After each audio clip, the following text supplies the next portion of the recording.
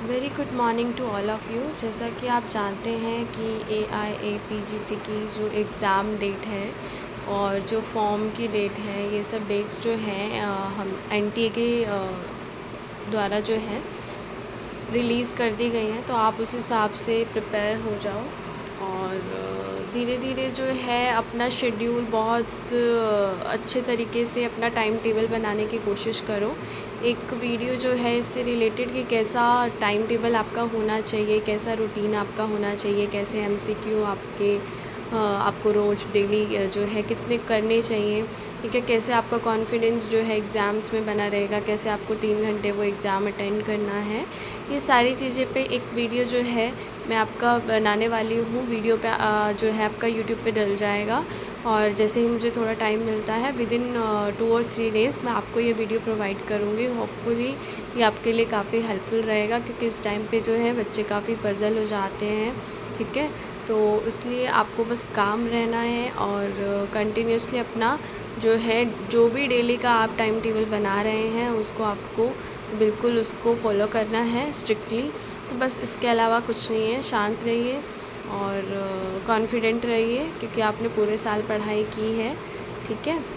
Okay, तो start करते हैं। अभी जो है हमारा जो विमान स्थान का पहला चैप्टर रस विमान अध्याय चल रहा था, उसका लास्ट पोर्शन जो है वो रह गया था, अष्ट आहार विधि विशेषायतनानि, ठीक है। तो इसमें क्या रहता है, देखो 8 जो है, अष्ट मतलब 8, आहार विधि कि आहार को कैसे हम लें, उसके विशेष आयतन बताए हैं कि आहार का क्या जो है पैरामीटर्स क्या हैं। तो सबसे पहला जो क्वेश्चन बनता है वो रेफरेंस का क्वेश्चन बनता है कि ये अष्ट आहार विधि विशेष आयतन का वर्णन किस मतलब किस आचार्य के द्वारा किया गया है। और 8 हैं ये। इन 8 की हम बात करेंगे। पहला है प्रकृति, करण, संयोग, राशि, देश, काल, उपयोग, संस्था और उपयोगिता। ऐसे हमारे पास 8 जो हैं आहार के पैरामीटर्स रहते हैं। सबसे पहले फर्स्ट पैरामीटर है नेचुरल क्वालिटीज़, यानी कि किसी भी खाने वाले आहार द्रव्य का प्रकृति कैसी रहती है। तो प्रकृति उसकी गुरु या लघु होती है, कैसे उसके गुण होते हैं, स्वभाव से वो कैसा होता है, मतलब उसका स्वभाव कैसा होता है, ठीक है। जैसे कि सबसे फेमस एग्जाम्पल है मूंग की दाल का और माश की दाल का, कि मूंग की दाल कैसी होती है लघु और माश की दाल कैसी होती है गुरु। तो ये इनकी प्रकृति कहलाती है। जैसे ही यहाँ पर सूअर और मीट का मांस भी कोरिलेट किया गया है, ठीक है। नेक्स्ट जो हमारा पैरामीटर रहता है वो रहता है करंट प्रिपरेशंस। तो संस्कारो ही गुणांतराधानमुच्यते, ये मैंने फेमस कोटेशन आपको बताई थी कि हम अष्ट आहार विधि विशेष आयतन में जब पैरामीटर्स पढ़ेंगे 8, तो उसमें जो है ये सेकंड जो पैरामीटर है करण, उसमें ये आपको रेफरेंस मिलेगा और ये किस चैप्टर से आया है ये आपको क्वेश्चन आता है। आगे है कि करण, फर्स्ट लाइन आप देख लेंगे, करणम पुनः स्वाभाविकानाम द्रव्यानाम अभिसंस्कारः, कि जो स्वाभाविक गुणयुक्त द्रव्य होते हैं ना, जो उसमें स्वाभाविक गुण प्रेजेंट होते हैं, जैसे मैंने कहा मूंग की दाल है ना, तो जो उसमें स्वभाव प्रेजेंट है उसी का ही हमें जो है कुछ चेंज करना होता है, तो उसको हम संस्कारित करना बोलते हैं। या फिर आप कहें कि माश की दाल को कैसे हम लघु के तरीके कैसे किस तरीके से खा सकते हैं कि वो हमारे शरीर में कॉम्प्लिकेशन ना करें गुरु गुण के कारण, ठीक है। तो इसे संस्कारित करना क्या कहा जाता है। कैसे संस्कारित कर सकते हैं, आप इसको हिंदी में पढ़ लें बेशक, जल से, ठीक है। उसको जो है हम जल में भिगो के रख सकते हैं। अग्नि संयोग से हम उसको कर सकते हैं। शौच, शुद्धता, मंथन, देश, काल, वासना और भावना, इन सभी कर्मों के द्वारा जो है उनको हल्का बनाया जा सकता है। काल प्रकर्ष से, जैसे धान की बात करें तो जैसे षष्ठी धान्य है, 60 दिन में पका हुआ चावल या फिर और भी पुराना चावल जो है लघु होता है, तो काल प्रकर्ष से जो है आप इसको देख सकते हैं।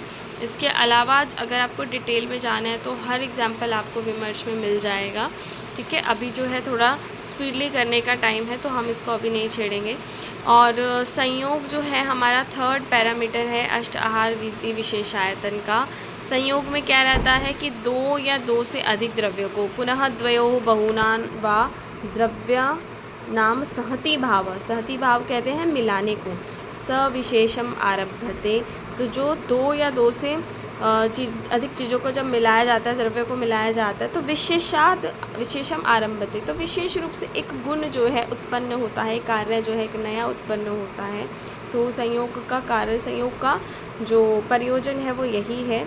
और कुछ ऐसा गुण है जो अच्छे होते हैं, गुड होते हैं, लेकिन कुछ हार्मफुल होते हैं। ठीक है, तो जैसे मधु सर्पी है, अगर हम उसको इक्वल क्वांटिटी में मिला दें, मधु को मछली दूध का संयोग कर दें, तो ये सब संयोग जो हैं ये हार्मफुल कैटेगरीज के हैं। और हमेशा याद रखिए, आप हार्मफुल चीज़ों को पहले याद रखना चाहिए।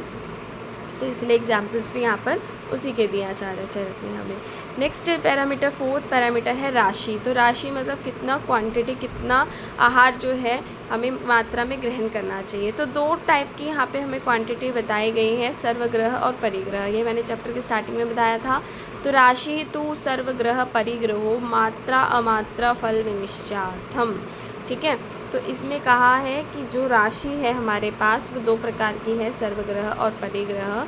मात्रा की उसको हम कैसे जो है कितनी मात्रा और अमात्रा का निश्चय करके ये दो जो है कैटेगरीज बनाई गई है। सर्वस्य आहारस्य प्रमाण है, तो सभी जितना भी आहार टोटल है ना, सभी आहारों का जो आहार द्रव्य है उसका ग्रहण एकम पिंडेन, इसको एक पिंड मानकर, मतलब टोटल जो है एक पिंड में टोटल ऐड करके उसको सर्वग्रह कहा जाता है। लेकिन अगर हम उसको डिफ्रेंशिएट करके कि चावल इतने हैं, दाल इतनी है, तो ऐसा अगर हम करते हैं तो वो पुनः प्रमाणम ग्रहणम एक एक शेन आहार द्रव्य, एक एक आहार द्रव्य का जब प्रमाण ग्रहण किया जाता है अलग अलग, तो उसे परिग्रह कहते हैं। तो ये जो आपका क्वेश्चन यहाँ से बनता है वो क्वेश्चन आपका यहाँ से कहीं से नहीं, ये क्वेश्चन बनता है फिलिंग द ब्लैंक्स का। आप लिख लेंगे ऊपर, फिलिंग द ब्लैंक्स का यहाँ से क्वेश्चन बनेगा। सर्वस्य ही ग्रह सर्वग्रह सर्वतः ग्रह परिग्रह उच्यते। ठीक है, तो इसका आप ध्यान रखेंगे। आगे है देशः पुनर्स्थानम स द्रव्यानाम उत्पत्ति। अब देश जो है नेक्स्ट पैरामीटर है। तो देश कहाँ, किस देश में आहार को कौन सा उत्पन्न हुआ है उसके गुणों वाला होता है, तो इसमें कुछ ज़्यादा खास नहीं है। पुनः उसको उत्पत्ति स्थान देश को बोलते हैं। नेक्स्ट हमारा 6 पैरामीटर है काल। तो कालो ही नित्यक अवस्थिकम चह। तो जो काल है वो दो प्रकार का होता है, नित्यक और अवस्थिक। मैंने आपको ये पूरा बता दिया था। अब जो फिलिंग द ब्लैंक्स का क्वेश्चन आपको यहाँ से पूछा जाएगा वो आप देख लें कि तत्र अवस्थिक को करके वो डैश डैश डैश की अवस्थिक काल किसको बोलते हैं, विकार की अपेक्षा करता है जो, और नित्यक तो ऋतु सातम में अपेक्षा। तो ये दोनों ही आपने बहुत बार पढ़े हुए होंगे, फर्स्ट ईयर में आ जाते हैं ये अष्टांग हृदय में, और अब ये आपको फिलिंग द ब्लैंक्स के टर्म में पूछा जा सकता है। आगे है उपयोग संस्था। तो उपयोग संस्था का क्या बोलते हैं, उपयोग संस्था बोलते हैं उपयोग के नियम को। तो उपयोग कैसे किया जा रहा है, सजीर्ण लक्षण अपेक्षा। तो जो भोजन करने का नियम है और जो आहार पचे हुए आहार की अपेक्षा करता है, तो अगर आप उपयोग उसका अच्छे प्रकार से नियम से करते हैं तो वो हमेशा ही किस में रिजल्ट देता है, आहार के पचने में। तो जीर्ण लक्षण की अपेक्षा वो करता है, जीर्ण लक्षण वो लाने वाला होता है। और जीर्ण लक्षण के बारे में अगर आप थोड़ा सा पढ़ना चाहें तो ये आपको कोटेशन बहुत अच्छे से मिलेगी। उद्गार शुद्धि उत्साह हो, अगर आपका आहार अच्छे से पच जाता है तो उद्गार शुद्धि रहती है, उत्साह रहता है, वेग अच्छे से आते हैं, लघुता रहती है, शुद्ध पिपासा अच्छे से लगती है, यही जीर्ण आहार के लक्षण होते हैं। उपयोगिता किसे कहते हैं, तो आप उपयोगिता और उपयोग संस्था, इनमें बहुत बार ये क्वेश्चन आता है उपयोग संस्था का, क्योंकि ये जो है उपयोग संस्था में जीर्ण लक्षण अपेक्षा वाला और उपयोगिता के बारे में। तो जो उपयोगिता, जो उपयोग करने वाला है, जो आहार द्रव्य को उपयोग करता है वो उपयोगिता कहलाता है, और उपसतम में क्या उसके शरीर के अधीन है वो इस पर डिपेंड करता है। ठीक है, तो ये आप ध्यान रखेंगे। उसके बाद है आहार विधि विधान। आहार विधि विधान की बात करें तो यहाँ जो है आप देखेंगे, ठीक है, तो आहार विधि विशेषायत, अष्ट आहार विधि विशेषायतन जो आपकी कंप्लीट होने के बाद आहार विधि विधान यहाँ पर आपको बताए गए हैं कि आहार अब आपको खाना कैसे चाहिए। तो विधि उसकी क्या है, विधान उसके रूल्स एंड रेगुलेशंस क्या हैं। ठीक है, तो ये दोनों के लिए हैं। फर्स्ट ऑफ ऑल जो क्वेश्चन यहाँ से बनता है वो ये बनता है कि ये दोनों के लिए है, रोगानाम आतुरानाम च अपि। तो रोगी प्लस आतुर यानी बीमारों के लिए, दोनों के लिए रहता है। ठीक है, तो आप ये ध्यान रखेंगे।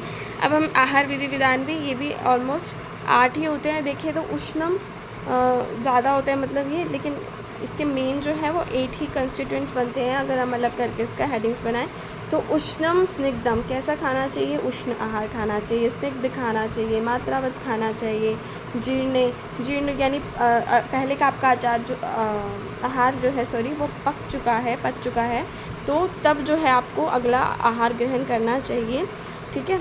उसके बाद है वीर्य अविरुद्धम, तो वीर्य की जो आपके विरुद्ध नहीं है, लाइक जो आपको सूट नहीं करता, जो आपके लिए असातम्य है, उसको आप कभी भी ग्रहण ना करें।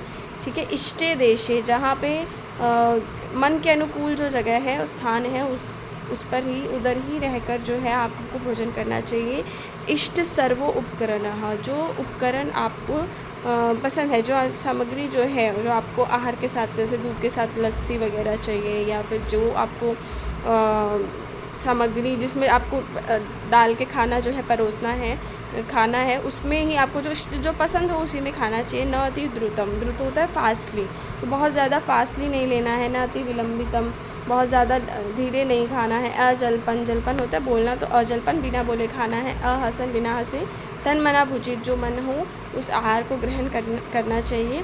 आत्मा नाम अभिसमीक्ष, जो आपके आत्मा के लिए अपनी आत्मा का विचार करके कि ये क्या मेरे लिए ये सही है, क्या ये मेरे लिए पथ्य है। ठीक है। ऐसा आपको सोचकर आहार का सिलेक्शन जो है करना चाहिए।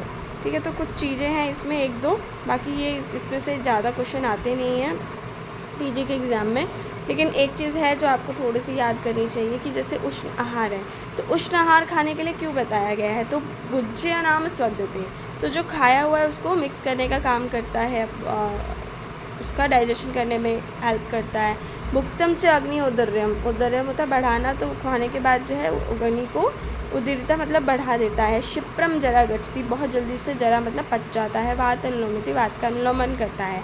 और श्लेष्मा, क्योंकि आप गर्म खा रहे हो तो वो कफ के अगेंस्ट है, कफ के विरुद्ध गुण है, तो श्लेष्मा को भी वो कम करता है। परिहास्यति, यही गुण जो है आपको सेम स्निग्ध आहार में मिलेंगे। एक गुण जो है आपको बस श्लेष्म वाला कि कफ का कम करना, वो नहीं मिलेगा यहाँ पे, क्योंकि स्निग्धता जो है वो कफ को कभी भी कम नहीं करती। तो इसलिए जो है बाकी सारे गुण आपको सही सेम मिलेंगे। भुज्यमान स्वर्धते, ठीक है, अग्नि उदीर्यते, क्षिप्रम जरा गच्छति, वात अनुलोमिति। लेकिन स्निग्ध होने की वजह से घी वगैरह जब ऐड करके, घी तेल ऐड करके जब खाना बनाया जाता है, खाया जाता है, तो शरीरम उपचुनोति, शरीर का वो उपचय करता है, बढ़ाता है। दृढ़ीकरोति इंद्रियाणि, इंद्रियों को वो दृढ़ करता है। बलाभि वृद्धि उपजयंती, और बल की भी वृद्धि वो करता है। ठीक है। तो ये कुछ इंपॉर्टेंट टर्म्स ही। मात्रापूर्वक अगर आप आहार करते हो तो ऐसा होगा, अगर नहीं करते हो तो वो आप देख सकते हो। यहाँ से एआर का क्वेश्चन जो है यहाँ से बन सकता है कि अगर आप इसकी हिंदी पढ़े, सिर्फ एआर का क्वेश्चन हिंदी में से ही आते हैं, तो इसमें क्या बनता है कि क्योंकि मात्रापूर्वक खाया हुआ भोजन जो है, मात्रापूर्वक खाया हुआ जो भोजन है वो वात पित्त कफ को पीड़ित न करते हुए पूर्ण रूप से आयु को ही बढ़ाता है, गुदा तक आसानी से पहुंच जाता है, अग्नि को नष्ट नहीं करता। ठीक है। तो बिना किसी प्रकार की व्यथा किए हुए पच जाता है, तो वो आप ध्यान देखेंगे। ठीक है। कि ये क्वेश्चन जो है बन सकते हैं, इनके लाइंस को आप बार बार पढ़ें, वो आपको ध्यान रहेंगे। आगे है आहार जीर्ण होने पर भोजन करने से लाभ। तो अगर आहार अजीर्ण हुआ है और उसके बाद भोजन कर लिया गया है तो वो सभी दोषों को प्रकोपित करता है, इसलिए जीर्ण होने पर ही आहार को लेना चाहिए। आगे है अविरुद्ध वीर्य वाले आहार से लाभ। तो अगर आप वीर्य के विरुद्ध खाते हैं तो बहुत सारे उपद्रव करता है, तो इसलिए उसको नहीं, महाभिसंधि करने वाला वो होता है। इष्ट देशे, अगर आप अनुकूल स्थान में खाएंगे तभी जो है वो आहार जीर्ण हो पाएगा। अदरवाइज़ अगर आप ऐसे इन्वायरमेंट में खाते हैं जैसे कि जहाँ पर मन को अभिघात लगा हुआ है, सभी उपकरण वहाँ पर नहीं हैं, तो उससे विकार, मानसिक विकार जो है उससे उत्पन्न होने के चांसेस रहते हैं। आगे है अति द्रुत भोजन से हानि। तो अगर शीघ्रता से, ये वाला इंपॉर्टेंट एरिया है, ध्यान रखेंगे, क्वेश्चन मार्क आप यहाँ पे कर सकते हैं। एआर का क्वेश्चन यहाँ से बनेगा कि अति शीघ्रता से भोजन नहीं करना चाहिए, क्योंकि अगर आप बहुत जल्दी भोजन खाते हैं तो वो उन्मार्ग किसी श्वास की नली में आपका जा सकता है ना। तो भोजन का तो उन्मार्ग मतलब जो मार्ग नहीं है। ठीक है। तो भोजन का अवसाद, शिथिलता हो जाती है और भोजन जो है रुक नहीं पाता अपने स्थान पर, तो वो पच नहीं पाता है। ठीक है। तो अति शीघ्रता से जो है भोजन नहीं करना चाहिए। अति विलंबित आहार से हानि। तो अति विलंबित आहार से भी जो है हानि होती है। बहुत धीरे धीरे भी अगर आप खाना खाते हैं तो उससे तृप्ति नहीं होती, बहुत आहार खाया जाता है। शीति भवति आहार जातम, बहुत जल्दी ठंडा वो हो जाता है। ठीक है। विषमम च पच्यते, और विषम जो है आहार का पाक होता है, पाचन होता है। ठीक है। तन्मना आहार लेने से लाभ। तो तन्मना आहार लेने से क्या लाभ है तो अगर आप अच्छा जैसा आपका मन करे वैसा आहार खाते हैं तो बिल्कुल आपकी वृद्धि होती है, दोष जो है प्रकोपित नहीं होते हैं, ठीक है। तो जो आपके अतिशीघ्रतापूर्वक हमने भोजन करने से जो हानियाँ होती हैं, जो हार्मफुल इफ़ेक्ट्स होते हैं वो पढ़े थे, वो इसमें तन मना मतलब अच्छा भोजन अपने मन लायक भोजन करने से ना करने पर जो हानियाँ होती हैं वो सेम रहेंगी, ठीक है। तो ये भी आपको पूछा जा सकता है, लेकिन इम्पॉर्टेंट जो है वो अति द्रुत वाला है, वहीं से क्वेश्चन आता है, उसको 4 मार्क कर ले। आत्मशक्ति के अनुसार आहार लेने से लाभ। तो अपनी आत्मा को भली प्रकार समझकर भोजन करना चाहिए। ये आहार द्रव्य मेरे लिए लाभकारी है, यह आहार द्रव्य मेरे लिए हानिकारक है। इस प्रकार से अपनी आत्मा का सातम्य अपने आत्मा से विदित होता है, ठीक है। तो जो आत्मशक्ति जितनी आपकी रहे उसके अकॉर्डिंग जो है आहार आपको करना चाहिए। तो ये जो है ऐसे जो ज्ञान को रखता है उससे विषय कहा गया है, ठीक है। तो ये चैप्टर आपका कंप्लीट हुआ है। कल जो है हम फटाफट से जो है आगे के चैप्टर स्टार्ट करेंगे और अच्छे तरीके से उसको कंप्लीट करेंगे। क्वेश्चंस आपको लगाते रहेंगे। Thank you so much.